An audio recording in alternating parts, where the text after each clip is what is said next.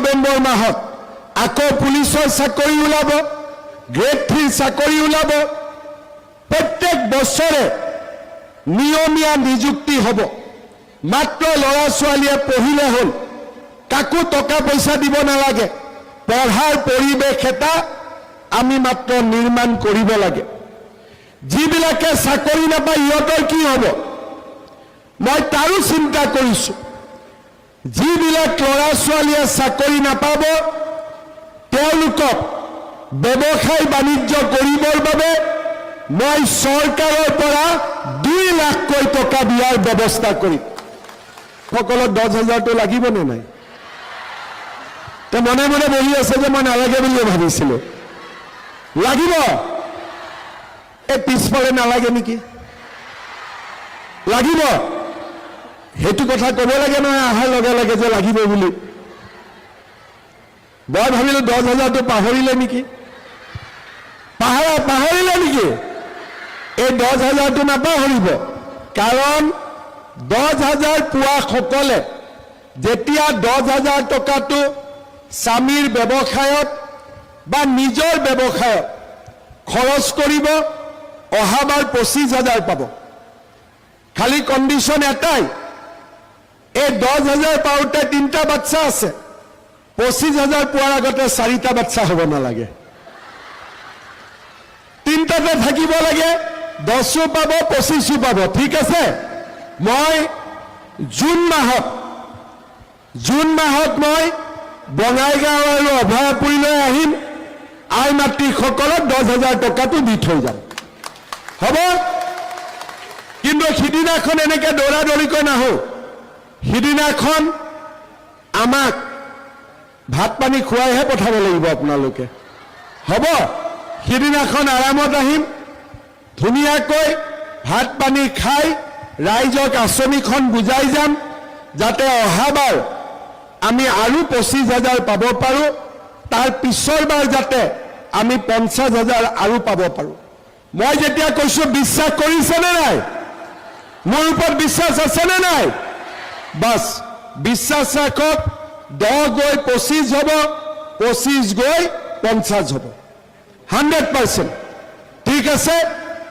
শ্ৰদ্ধাৰ ৰাইজ, 1 অক্টোবৰৰ পৰা আশা কৰ্মী দৰমহা বাঢ়িব, অংগনবাদী দৰমহা বাঢ়িব, ৰান্ধনী দৰমহা বাঢ়িব, জীৱিকা সখী বাইদেউসকলকো এটা ভাল পুৰস্কাৰ দিম। আৰু স্কুল কলেজৰ প্ৰাদেশিকৰণৰ কামো আমি হাতত ল'ম। তাৰমানে 5 বছৰত যিমান সমস্যা আছিলে সেইসমূহ সমাধান কৰি অহা 5 বছৰ আমি যাতে ডাঙৰ কাম কৰিব পাৰোঁ, তাৰ কাৰণে আমি চেষ্টা কৰিম। ল'ৰা ছোৱালীক কেনেকৈ অসমক বেছিকৈ চাকৰি দিব পাৰোঁ, কামাণ্ডো বেটেলিয়ন, ফৰেষ্ট বেটেলিয়ন আৰু ডাঙৰ ডাঙৰ উদ্যোগ, যাতে সকলো মাক দেউতাকে 10 বছৰ পিছত অৰুণোদয় দৰকাৰ নাই, ল'ৰা ছোৱালী দৰমহা দিয়ে ঘৰ চলি গুচি গৈছে। লৈছে নেকি? আৰু যিসকলে জিঅ' টেগিং কৰিব পৰা নাই, 10 মে'ৰ পৰা 20 দিন আপোনালোকে সময় পাব। নিজৰ জিঅ' টেগিং নিজে কৰি ল'ব পাৰিব, কাকো সহায় ল'ব নালাগে। যাৰ জিঅ' টেগিং হোৱা নাই, যি বাইদেউসকলে কৰি দিলে, যাৰ নিজৰ জিঅ' টেগিং হোৱা নাই সি নিজে জিঅ' টেগিং কৰিব পাৰিব। নিজে নিজৰ পইচা খাব নেকি? নিজেতো নিজৰ পইচা নাখায়, নেখাব। গতিকে এটা পইচা খোৱা ৰাস্তা বন্ধ হৈ গ'ল।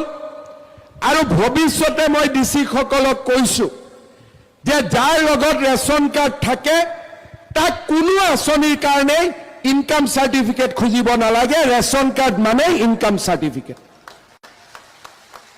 শ্ৰদ্ধাৰ ৰাইজ, চাউল হ'ল, অৰুণোদয় হ'ল, বিনামূলীয়া এডমিশ্যন হ'ল, জিঅ' টেগিং হ'ল, কলেজত নামভৰ্তিও হ'ল। দৰিদ্ৰ দুখীয়া মানুহে যাতে সহায় পায়, 1 অক্টোবৰ দিনটো মনত ৰাখিব। 1 অক্টোবৰৰ পৰা আমি আপোনালোকক কম দামত ৰেচন কাৰ্ডত দালিও দিম, চেনিও দিম আৰু নিমখো দিয়াৰ আমি ব্যৱস্থা কৰিম। ভাল হ'বনে বেয়া হ'ব? লুঙিতকৈ ভাল নে বেয়া? মুচুৰিতকৈ ভাল নে বেয়া? শ্ৰদ্ধাৰ ৰাইজ, চেনিৰ দাম বজাৰতকৈ 30 টকা কম হ'ব, দালিৰ দাম বজাৰতকৈ 30 টকা কম হ'ব আৰু নিমখৰ দাম বজাৰতকৈ 10 টকা কম হ'ব। আৰু কি লাগিব? আৰু কি লাগিব? মিঠাতেল। কি লাগিব? তেল লাগিব। চাউল হ'ল, দালি হ'ল, নিমখ হ'ল, চেনি হ'ল, অৰুণোদয় হ'ল, জিঅ' টেগিং হ'ল, আৰু কি লাগিব? মিঠাতেল। কিন্তু মই বেলেগ এটা দিম বুলি ভাবিছোঁ আপোনালোকক। গেছৰ এটা চিলিণ্ডাৰৰ দাম 950, এজেঞ্চিবিলাকে লয় 1050।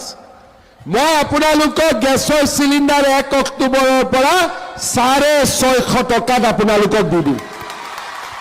ভাল হ'বনে বেয়া হ'ব?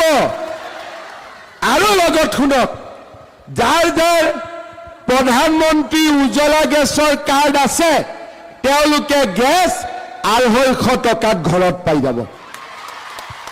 ভাল হ'বনে বেয়া হ'ব? ভাল হ'বতো।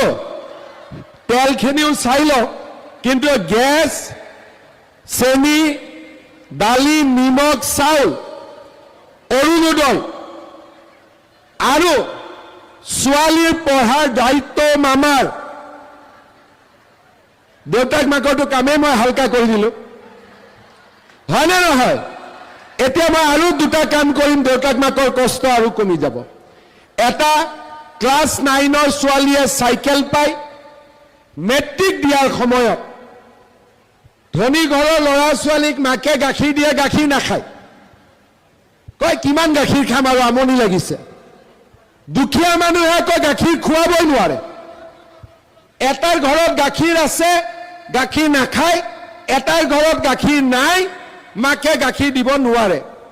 সেইকাৰণে যাতে ল'ৰাটোক এগিলাচ হ'লেও গাখীৰ দিব পাৰে, কিতাপ কিনি দিব পাৰে, পেন বহি দিব পাৰে, এইবাৰ যিমান ল'ৰাই মেট্ৰিক দিব, ছোৱালীয়ে মেট্ৰিক দিব, চবৰ বেংক একাউণ্টত প্ৰত্যেক মাহত মামাই 300 টকাকৈ জমা দিব। মোৰ ল'ৰা ডিগ্ৰী পাছ কৰিলে, বোলে আজি ইণ্টাৰভিউ দিব যাব লাগে গুৱাহাটীত, কালি ইণ্টাৰভিউ দিব যাব লাগে বঙাইগাঁৱত। ডিগ্ৰী পাছ কৰিলে, টকা পইচা খুজিবও লাজ কৰে। এইবাৰৰ পৰা যি ল'ৰা ছোৱালীয়ে ডিগ্ৰী পাছ কৰিব তেওঁলোকক 1 বছৰৰ কাৰণে প্ৰত্যেক মাহত 2,500 টকা কৰি মামাই দিব। চবে কয় যে এইখন চৰকাৰে অকল মহিলাক দিয়ে। ঠিক আছে, মহিলাক দিও, কিন্তু অৰুণোদয়টো ঘৰত আহিলে পুৰুষৰ কষ্টটো